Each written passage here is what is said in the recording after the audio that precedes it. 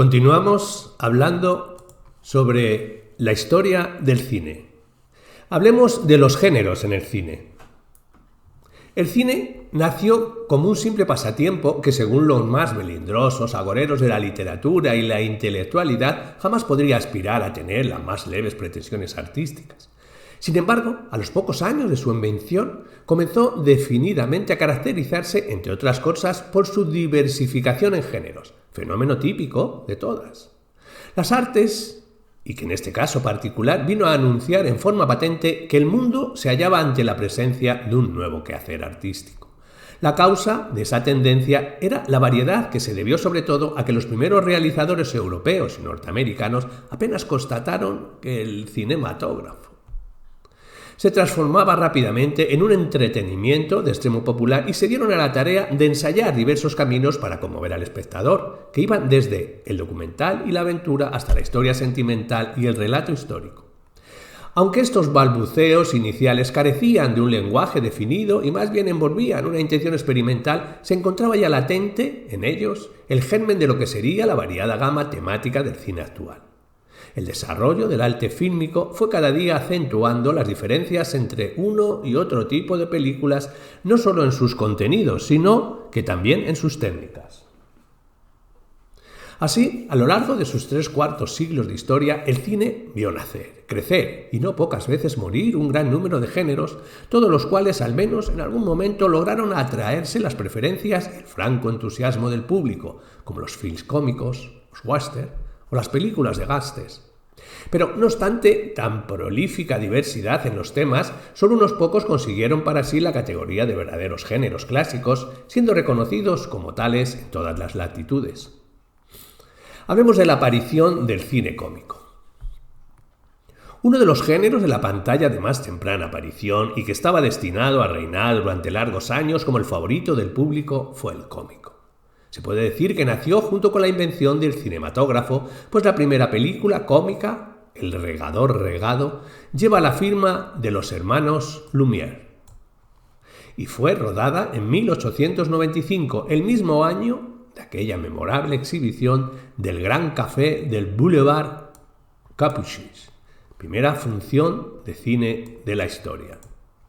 Con esto, Francia pasó a ser la cuna de la comicidad cinematográfica, honor que muy pronto confirmaron dos nombres de distinto brillo surgidos en ese país: Charles Prince, llamado Regading, y Max Linder.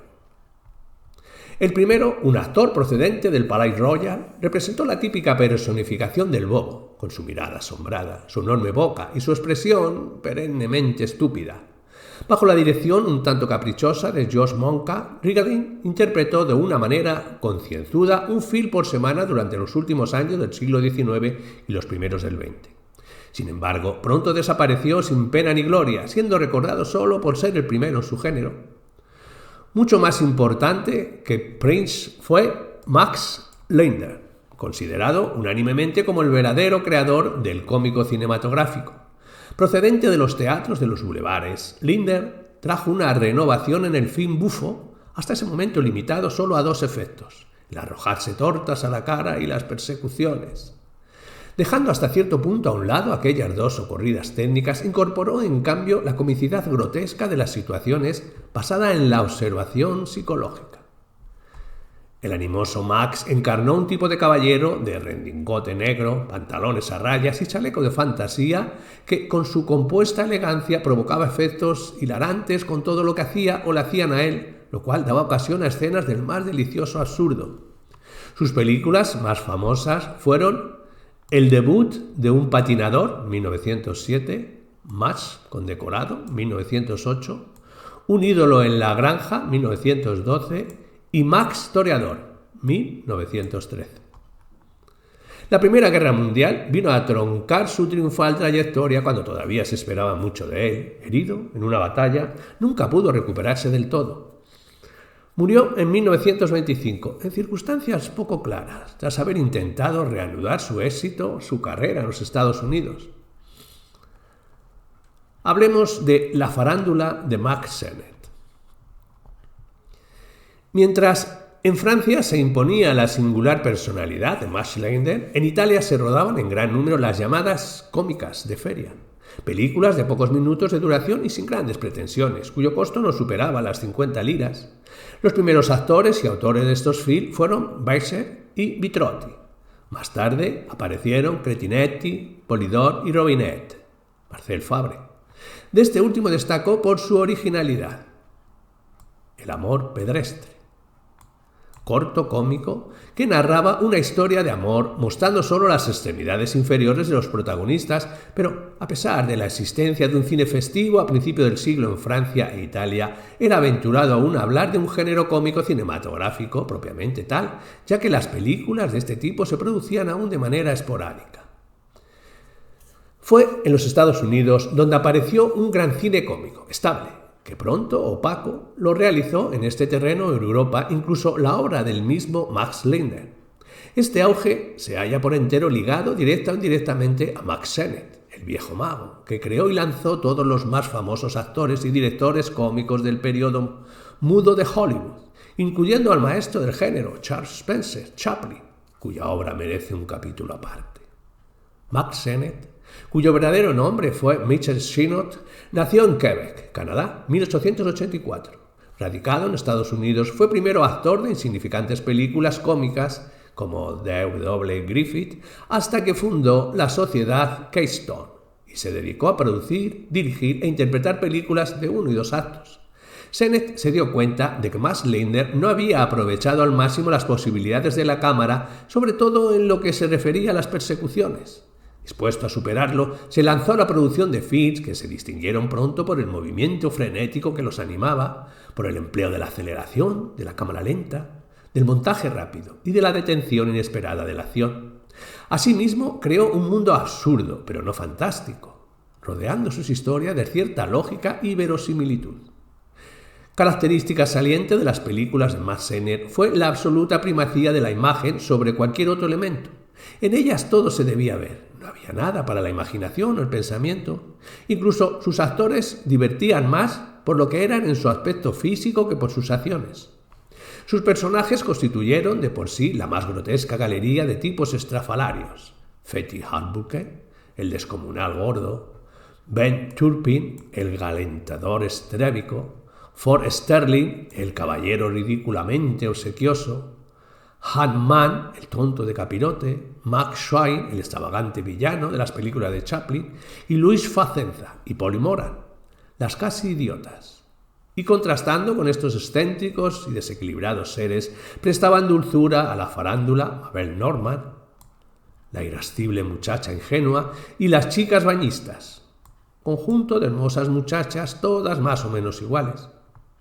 La preocupación fundamental de Mack Sennett, en particular en el periodo de la Keystone, más tarde la vendió y pasó a la Paramount, fue hacer a sus personajes lo más estúpidos que fuera posible, mediante un juego estético que incluía volteretas, tortazos, saltos que desafiaban a la ley de la gravedad, paredes derrumbadas y persecuciones vertiginosas. Aunque muchas veces sus recursos lindaron en lo vulgar, la contribución de Sennett al desarrollo del género cómico fue enorme. Su compañía fue una verdadera universidad en la que se formaron las más grandes figuras del cine bufo de todos los tiempos. Aparte de Charles Chaplin y los más arriba nombrados, en su escuela nacieron actores como Buster Keaton, Harold Lloyd, Larry Shemon, Balance Berry, Stan Laurel, Oliver Hardy, Harry Langdon y Briggs Corby. En verdad, una lista impresionante. Hablemos del impasible Buster Keaton. Un discípulo aventajado de Mack Sennett fue Buster Keaton, canadiense, también como su maestro, quien se inició muy joven en algunas películas cómicas con Fatty Hardbooker. Pero muy pronto, Keaton impuso su propia personalidad con la creación de un personaje que lo iba a hacer célebre, la del hombre que incluso en las más estrafalarias situaciones no ríe nunca. En sus películas todo el mundo estaba contra él, pero Keaton permanecía impasible, con una expresión melancólica que a menudo lindaba con la franca tristeza. La hilaridad del público estallaba ante el contraste del rostro sin vida del cómico y la chispeante animación que demostraban los restantes personajes de sus films. Su filosofía del humor se demuestra en esta confesión suya no exenta de un fondo de amargura. Después de todo, la película cómica consiste, para el comediante, en hacerse el idiota. Y cuanto con más seriedad lo haga, más ridículo será. Por una ironía del destino que parece obedecer, sin embargo, a cierta lógica intrínseca de su personaje, Buster Keaton terminó en un manicomio, víctima de un grave agotamiento nervioso. Aunque reapareció 25 años más tarde en El ocaso de una vida, 1950, título muy a tono con su propia situación, y en Candilejas, 1952, de Chaplin, ya no era más que una patética sombra de sí mismo. Sin embargo, su pasado glorioso no fue olvidado. Un ejemplo de ello fue que la Muestra de Arte Cinematográfico de Venecia en 1963 le dedicó una bella retrospectiva en la que se exhibieron sus mejores películas. El ayudante del carnicero, Con la soga al cuello, de 1923, 20.000 leguas de chistes submarinos, 1924, y El conquistador del oeste, 1925. Hablemos del acrobático Harold Lloyd. Otro cómico surgido del ambiente de Max Sennett fue Harold. Nacido en los Estados Unidos en 1893, estudió en la Escuela de Arte Dramático, debutando en el teatro cuando era un niño. Hacia 1913 se inició en el cine junto con la bella Bibi Denners. De allí pasó a trabajar con Sennett y luego en Pathé, norteamericana. Mucho más culto que Buster Keaton, Lloyd se dedicó a satirizar en sus películas el estándar de vida norteamericano en los primeros 30 años del siglo XX. Su personaje, una especie de caricatura del americano medio de aquella época, representaba a un joven generoso, ingenuo, un poco tímido quizás, pero sentimental en el fondo. Sus anteojos de Carey, que no abandonaba nunca, le daban aspecto de intelectual, pero sus modales exageradamente corteses se parecían más a los de un vendedor viajero. Su comicidad, en algunos aspectos menos original que la de Keaton, estaba destinada a perdurar mucho más que, por ejemplo, la de Ben Turpin o Fatty Arbuckle, pues estaba mayormente ligada a la realidad de una época que se modificaba con bastante lentitud. Harold Lloyd fue capaz también de resistir el advenimiento del cine sonoro por algún tiempo, cuya irrupción pareció marcar el fin de la comicidad creada por Max Sennett. Entre sus mejores films merecen ser recordados El jefe de cocina, 1919, Marino hecho hombre, 1921, El nieto de la abuela, 1922, El crack, 1925 y El hermanito, 1927. En 1950, Lloyd retornó ante las cámaras para actuar en Semana sin miércoles, que quiso ser una continuación de su famoso El crack.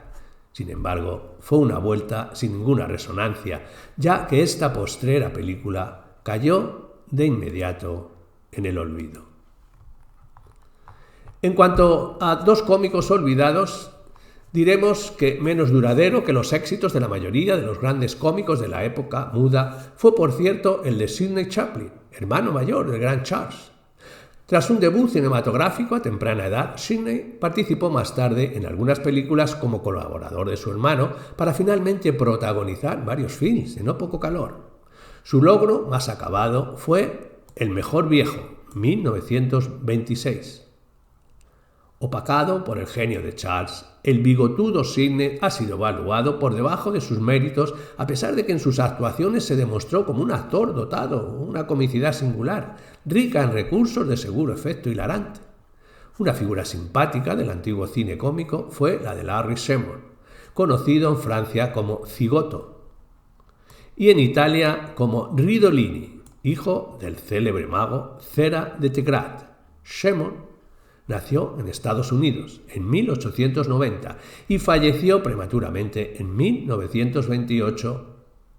Incorporó a su personalidad de comediante su antiguo origen de prestidigitador. Primero trabajó con Sennett, para luego interpretar numerosas películas breves y algunas de largometraje, como El mago de Oz, 1925, para el Babito Grab, con su esposa Dorothy Dowd, que luego fue su partner en las obras siguientes.